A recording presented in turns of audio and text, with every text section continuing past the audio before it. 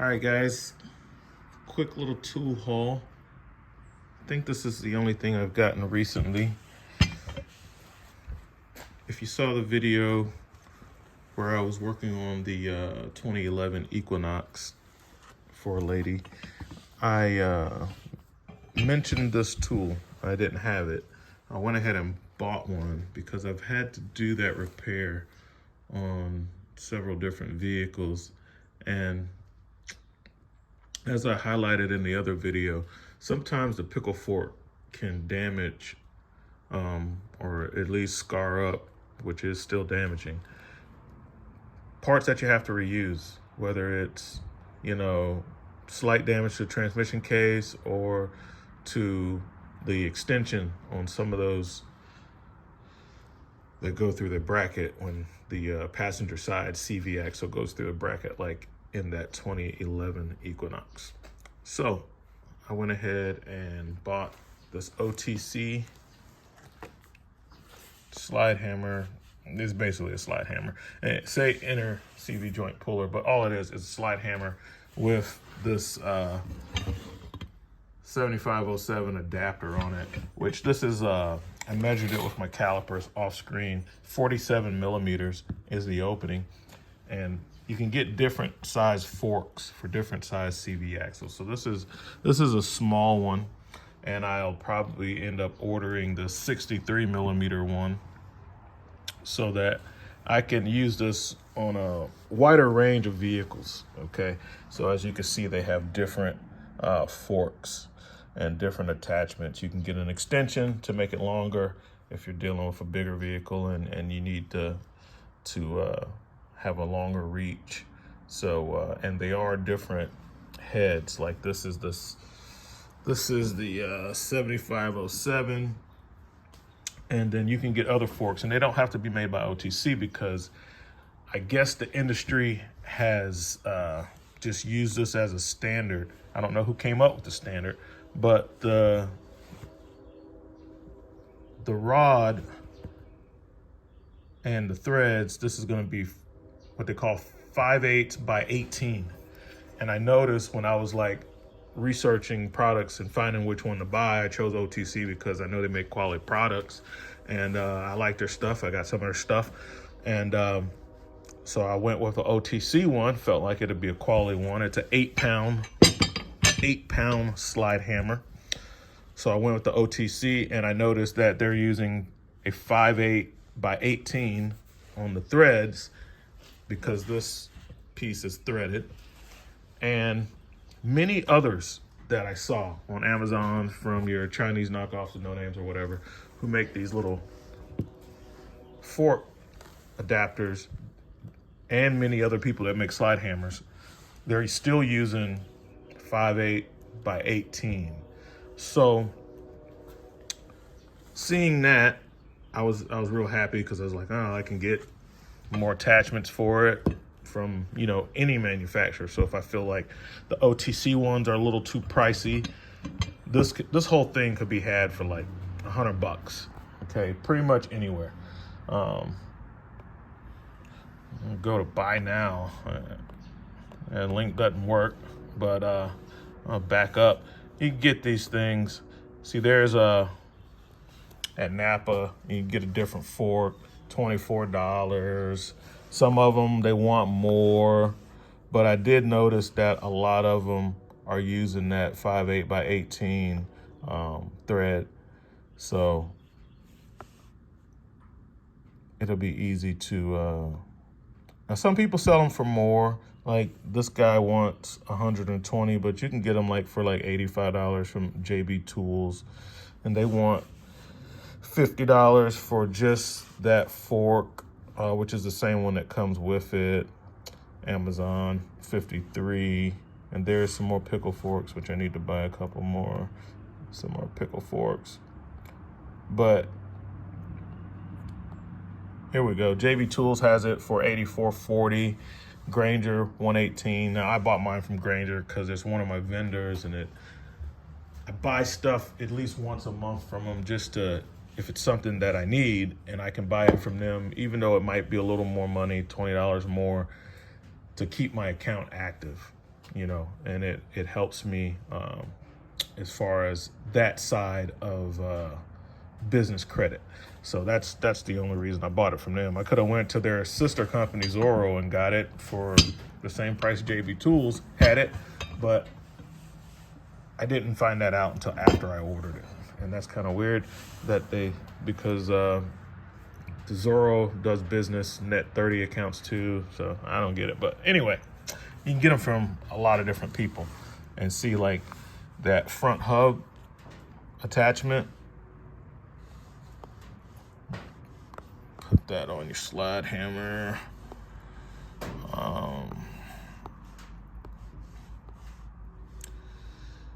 7208 puller, and I just wanted to see what the threads was, because a lot of the things that I was seeing is the same thread pattern as the slide puller, and so you can use the same slide hammer is basically what I'm getting at for a lot of different things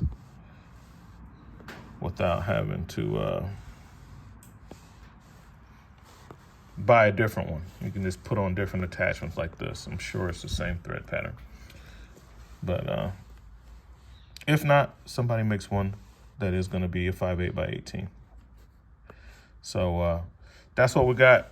Now I'll take a look at some of the comments, do a little updates. Okay, so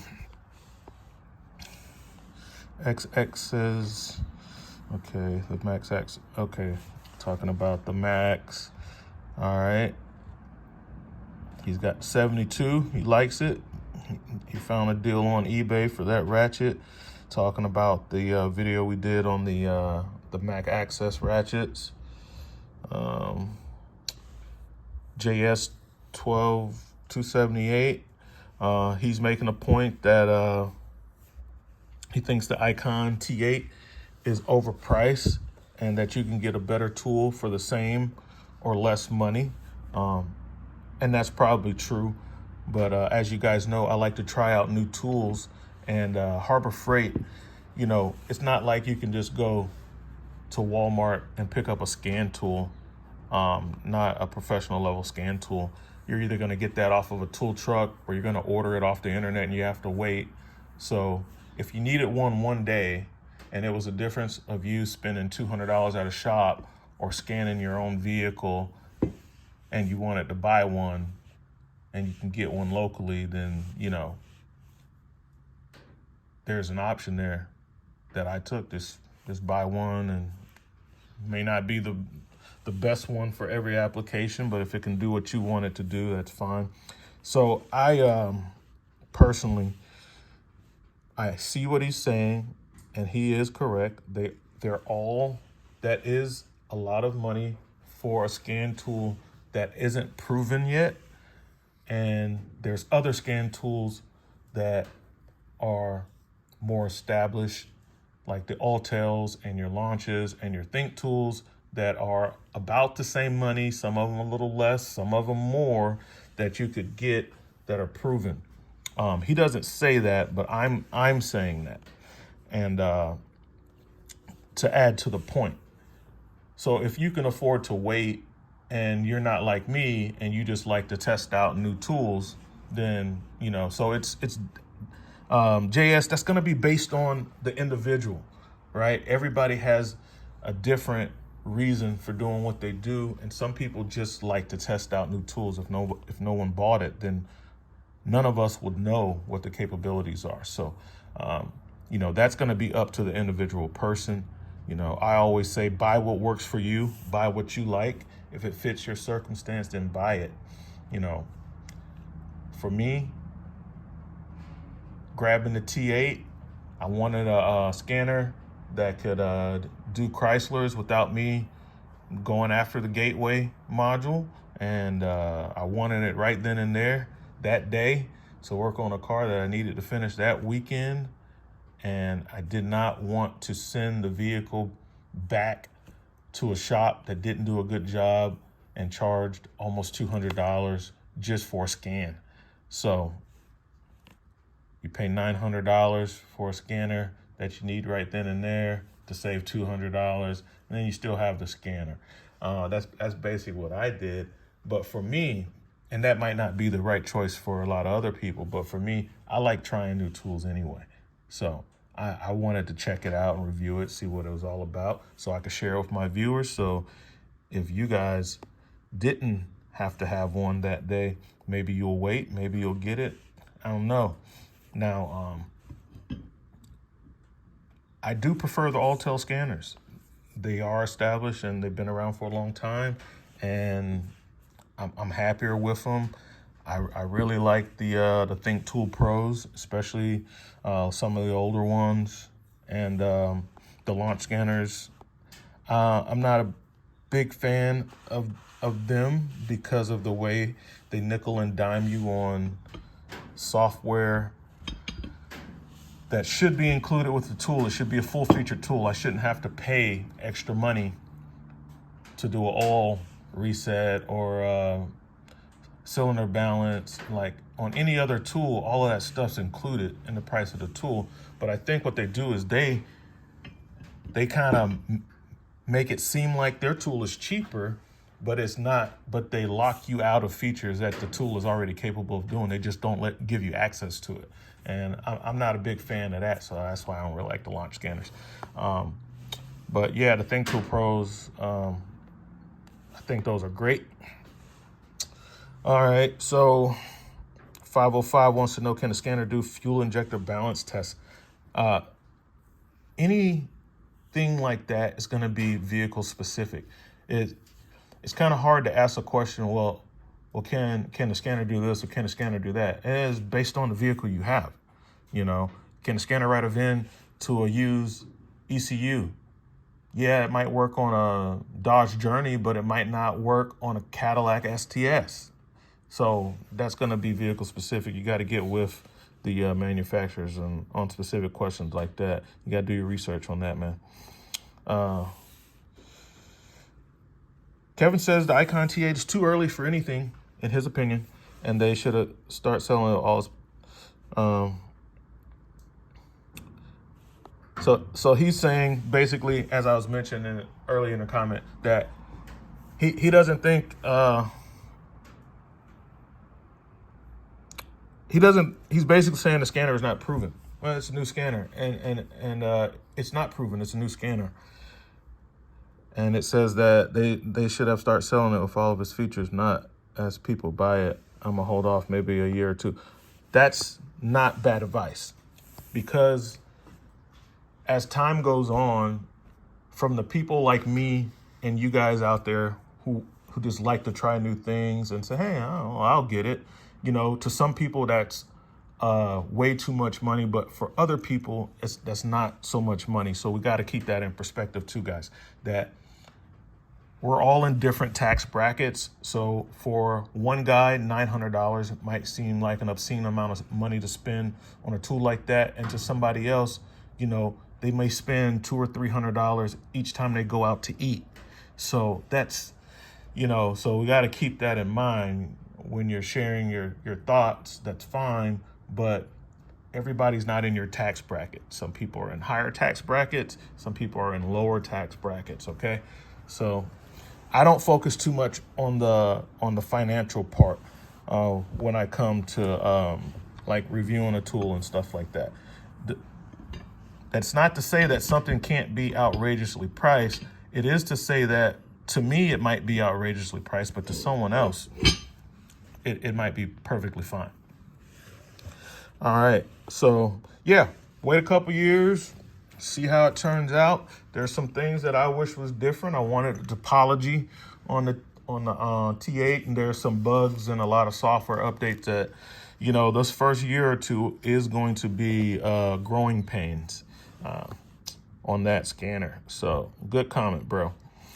505 says, can anybody with experience tell me if I should buy the Zurich or the T8?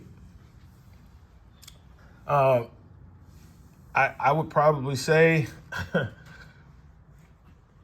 probably buy something different, especially if you're using the scanner to make money and you need something that's proven that's going to work so that you can have a consistent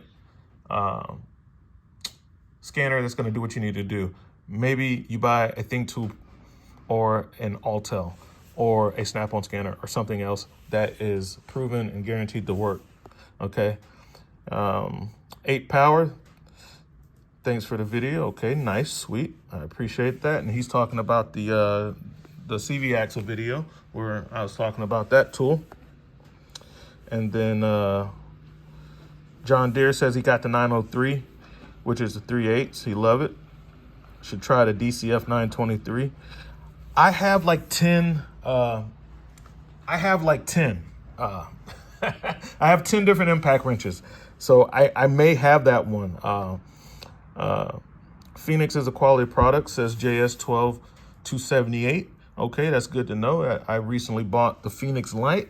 I've never bought any of their lights before, so you know it was good for me to get some feedback because I didn't know if the warranty meant anything. Do you have to mail the thing back to China if it breaks? He says he's had one for 10 years, still working. So it's nice to know that the company's been around that long and that they make a good quality product. Shaw C803 says he likes the Icon light. The Braun and Nebo makes good lights too. And he also likes his Milwaukee. I'm fans of all of those lights. And then Jeff is telling me that for the lights that have that cheap little vinyl on the bottom to keep it from scratching up your vehicles and painted surfaces when you're using them, just put some painter's tape on it, okay? Full Carbon SP says that he ordered some F100s, getting some of the new Snap-on ratchet, and that's pretty sweet. And Flat Rate Tech says that he also has a Snap-on Triton D10 and he loves it. That is a great scanner, guys. I know a lot of people harp on the price. It is expensive. It's less expensive depending on who your dealer is. I could probably get one for less than $5,000 from my dealer, you know, so you just have to work with your dealer on that. But even if I had to pay full price, I still think it's a great scanner. But because I already have 3 or 4 scanners, it wasn't worth it for me to spend the $5,000 right now on that scanner, being that I don't work on vehicles for a profession. If I did, I probably would buy it. All right, I got some kudos from Tommy Pollock about the Dinosaur electric boards. I love those boards. And then Justin McGinney is saying that he doesn't like that YouTube is getting bad about the performance side of the tools versus the practicality of tool designs. And he's going to stick with his Snap-on and his right. You know, that's a good point. You know, he's basically speaking to all the gimmicky tools and things like that. These RBRT wrenches, I believe, are great. They are great extraction wrenches. They've been proven on the Torque Test channel to have the best hold. And that's what influenced my decision on getting them. Oh, man. J.A. Snap-on lost one of his ratchets. Ooh, that's about $200 on the back bumper and drove off. Oh, man. And he also says that he wishes he could afford a Snap-on ratchet. You can, my friend. You need to watch some of Midwest Tool Reviews videos. I think recently he got over $1,000 in Snap-on tools for $135. I don't comment on anybody's videos, but I watch them all the time, and I am a subscriber to his channel. He has great content, and yep, that was one of his recent videos. So check out Midwest Tool Review and see how he's doing it. He kind of shows in a lot of his videos how you can get Snap-on tools for Harbor Freight money. And then another question about the T8, about will it write the VIN to an old charger? Vehicle specific. I know that it works on a, oh, well, that's an Altel. I don't know. Don't know. Vehicle specific. I know the Altels can write to use VINs on some Chryslers. My Altel can. And Dave giving a comment about the kitchen tools. So what he's saying is, I was speaking about Project Farm's review, and he's saying that Project Farm has a great channel, which he does. I love that channel. And then John Russo is telling us that he cleans his tools with the bucket wipes, which I heard that those are good, but those wipes are kind of expensive, but you know, if you can afford them and you like them, then you can go ahead and get those wipes. So yeah, he cleans his tools with the bucket wipes, like the tub of towels. I think that's what they have on the Snap-on truck, is like tub of towels. And Snap-on came out with some new wipes, their own brand that has like oil in them. So check those out, guys. So that's what we got for the comments. That's what we got for the tool haul. I gotta go and do another service call. I'll catch you guys later. RV Tech Pro out.